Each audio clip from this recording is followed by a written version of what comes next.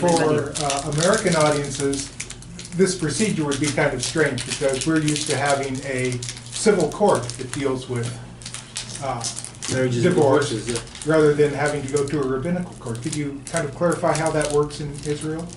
What? The divorce and marriages? Mm-hmm. There's only one law, and it's a religious law. If you want to get married or you want to get a divorce, you have to go through the rabbinical system. When you marry, you don't have to go to court. You just go to court to sign, and then you have a religious marriage. But when you come to get a divorce, you have to go to the rabbinical court, like the one you saw in the film. And by the way, even if you get married outside of Israel and you live in Israel, you have to go through the rabbinical court for a divorce. So you can marry in New York in the city hall, but coming to get a divorce, you have to come to the rabbinical court. There is no other way for religious or secular people. Everybody has to go through that system. We say in Israel, you're being born, you get married, you get divorced, and you die with the rabbinical authorities. All the other, for the rest, All the other, behind that you are free. The rabbinical court is very religious, right? the Religious, rabbinical sure. court, the But religious court. the secular Israeli community still has to go by their Yes. rules. This is absolutely the only way that you can just marry. Only way, even that you want to marry out of Israel, if you are Israeli one and Jewish, of course, you must to have divorce in Israel, in that court, in this rabbinical court. So it's no way to escape. around. Avoid it, yeah. What I liked was that you used the different accents. I was speaking to I'm sorry, I forgot your name. Dana. Dana. Sorry, Dana. You know, that you used the different accents. So you used the Moroccan Hebrew accent, then you had the rabbis using the Ashkenazi accent, and you mix it together. Nice. There is not many people that recognize the different Subtleties accents. of that. Yeah. Well, we're neighbors. Okay. So, أنا أشوري لبناني. Ashuri Lebloni. Yeah. So we're accustomed with everything that's going on with Israel and the border and everything else. But so we're used to my mother's friend. I call her aunt is Israeli from Syria. So when she went from Syria to Israel, her accent is different. And, Yeah. But I like that you mix the accents together and show different aspects of Israeli culture, and not that it's all Ashkenazi that came over to Israel. There's still Mizrahi and Sephardim. It's a very important level of our films. We deal with it in all our films.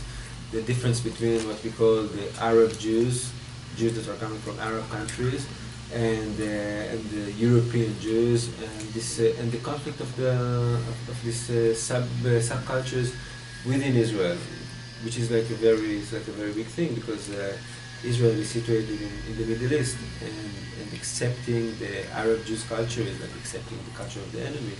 Putting it into the film is like maybe the first what Ronit and I did in the films is like the first real presentation of this subculture in Israeli culture. There were a couple of shots in this movie that I found really fascinating. I mean, the movie starts, the first image you see is of the lawyer, and then there's another shot at the end of the movie where you just see a character's feet. And I was just curious what motivated those shots. Could you repeat it again? The shot at the beginning of the lawyer, and also the shot at the end which focuses on a character's feet. I was just curious what motivated those shots. What made you... מה הניע אותנו לעשות את השוטים האלה של מנשה, השוט הראשון, והרגליים בסוף. בסוף הסרט, כן. אני אדבר על ההתחלה בסוף. Well, we took a decision that we're not taking any master shot in this film, meaning we only shoot the film from a different character's point of view. The camera is always situated in one of the characters' places, and in that way we hoped to achieve a subjective perspective of the court, and also because we shoot in one room, this was our way to stretch the room in different places through the characters, building the characters through the different point of views. And we decided to open the film, of course, from Viviane's point of view. Viviane is sitting lower than her lawyer, who is talking to the court. She looks at him half from his back, onto his point of view to the judges, and that's the shot that we see. We wanted to say, okay, this man is addressing someone, but somebody is addressing this person. We'll see this person who's addressing it soon, but first let's see her point of view. she is invisible, but we see what she sees. So that was like our. When we shot the first film in the trilogy, To Take a Wife, we opened with a shot of Viviane, a 4-minute shot where we see Viviane's face, and we hear all her brothers talking. Without seeing them. Without seeing them. They talk in Arabic, in Moroccan Arabic, and in Hebrew, and we decided for the end of the trilogy to start this time with Viviane's external point of view, whether the internal point of view of that character, because because we don't see her. What do you think American audiences are going? Oh, I'm sorry. No, No, but the last thing that shot, sorry, it's the last scene also that we wanted to see the legs, only the legs with these shoes, because we felt that now we start a new period, very physical one, and she need all her power, and you know it's quite a double meaning, because we told ourselves where she's going now. She's going to the prison now. Maybe we didn't want to see her face or hand, just to know. Maybe now someone take her. I don't know. It's an image of prison, because that's what she's living things many years. The woman that refuses, denied it of the divorce. It's mean that she live in the prison, and so it was that image of prison and freedom in the same time. She can run from there. She can do a lot of things, and it was not a high. You know, like high heels. It's something more comfortable, more physical, more simple. My life is here. It's okay. I choose my life. I'm grounded. Yeah. I mean, he offered me what he offered me. He offered me to buy my freedom with my freedom. Yes, okay. I'm going to take it, because this is the best that I can get, and I'm running. So she go to the court to have the Gett. This is the story, because I'm saying that because a lot of people don't know where she's going, but she returned to the court. So, but it. That's the simplicity. That's the simplicity of this. Of course, she's going back to the court to accept her Gett. When we cut from the film, Viviane is still denied, right? We didn't see that she's getting the Gett, but she's going to get the Gett. But what was even more interesting for us with the last shot and with the end of the film, because Viviane is promising something. She's promising not to be with anyone. And what was interesting for us, and I think that happened with the audiences, is everybody asked themselves, will Viviane keep her promise? Will she stay a faithful divorced woman? Meaning we continue to judge her. But a lot of people ask me also after it, but why she doesn't continue, why she don't continue to fight. Oh no, thanks, no. I have something, I take it, bye. Tomorrow is another day, I don't know. Now it's great what I have. Right. It's something more, for us it's like a woman, for me, personally, it's like the best ever moment that I could really felt through the film. Because it's mean that at least now I can choose my life. Nobody will tell me tomorrow that I belong to someone, and even that I need to stay at home for the rest of my life. It's a question of between me and me, and it's something very powerful, because I think there is something modest in this reflection. It means that I don't know, the life it's now, it's present and now. I don't know what will happen tomorrow, and I live now, and it's something more higher, spiritual. Spiritually, it's higher because Viviane sees the chance. She sees the chance, and anyway, freedom is not something you buy in the supermarket. It's not like Viviane's getting the Gett and she's free. You have to acquire freedom. Why does Viviane need the Gett? She lives outside of the house for 8 years now. Nobody stoned her for that. She needs it because it's not enough that Viviane sees herself as a free woman. She needs to be perceived as a free woman by society. And that's what Viviane gets at the end, and that's why it's a happy end for a tragedy, She gets this paper, and now she can start acquire freedom. I mean, this is something, this is a whole different process. It's another film. I think we would love to see Viviane in a new film as a free woman. How does this woman copes with freedom? Now, what do you think is going to be most surprising for American audiences? You know, for those of us that understand the situation and go, yeah, that's unfortunate how people deal with it.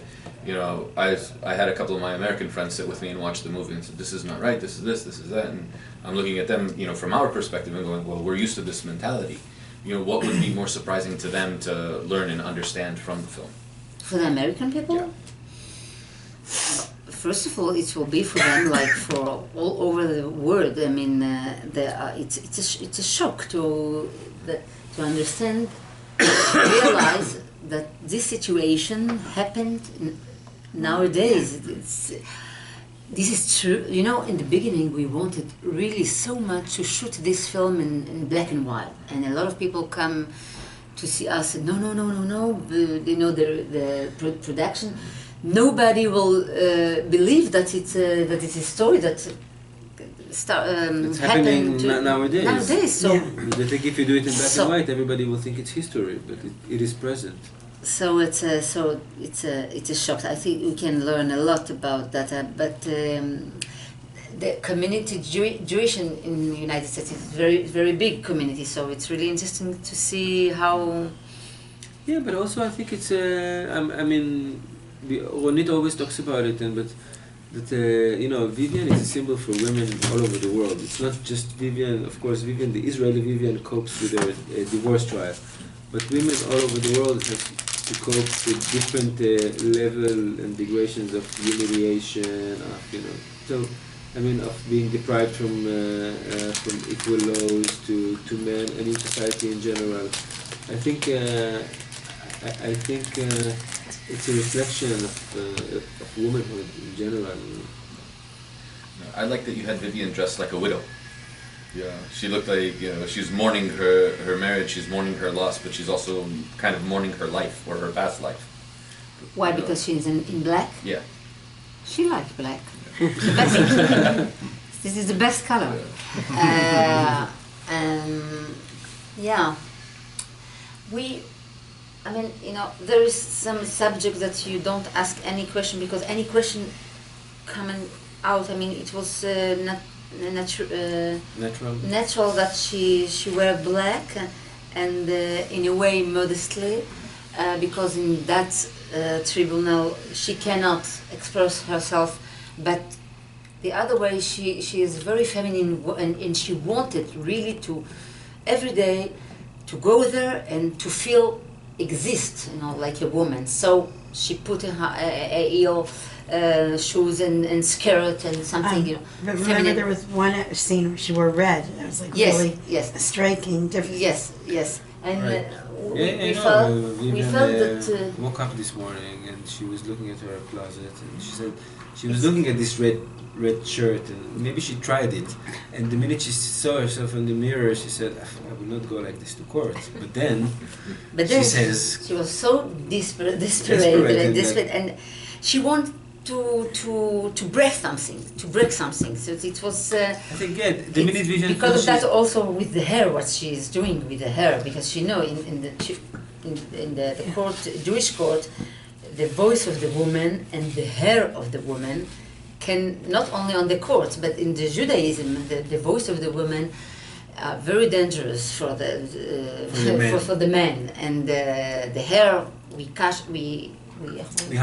hide the hair also. So she want to broken everything, because she's very tired, and she don't know when it's something.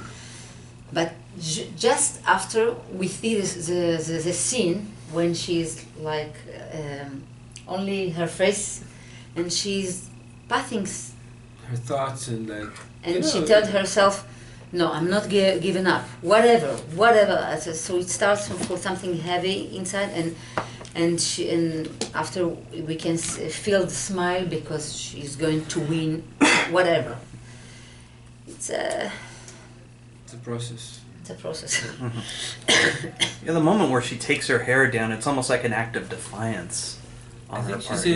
She's, you know, what happens in that moment for us as directors when we worked on that moment, this is a moment where men start to fight in between themselves about prestige, of who's a better rabbi, who's a better judge. You know, at this moment it's so clear to Vivian that it's not about her, but it's about them. And I think this is the first moment that Vivian really drifts away. She drifts away, and when you drift away, you want to be comfortable. So she pulls her hair down, and then somebody wakes her up. What are you doing? Pull your hair back. Like, what are you doing? You know, it's a moment where Vivian is like... Disturbed everybody. But she didn't do it for disturbance. She didn't do it to define no one. She did it because, you know, she needs to be comfortable at that specific moment. But I think for me, if you know the other movies of Ronit, when I saw the scene on the set, when we shot the scene, what was fascinating for me, and when I worked with Ronit, it was always Vivian.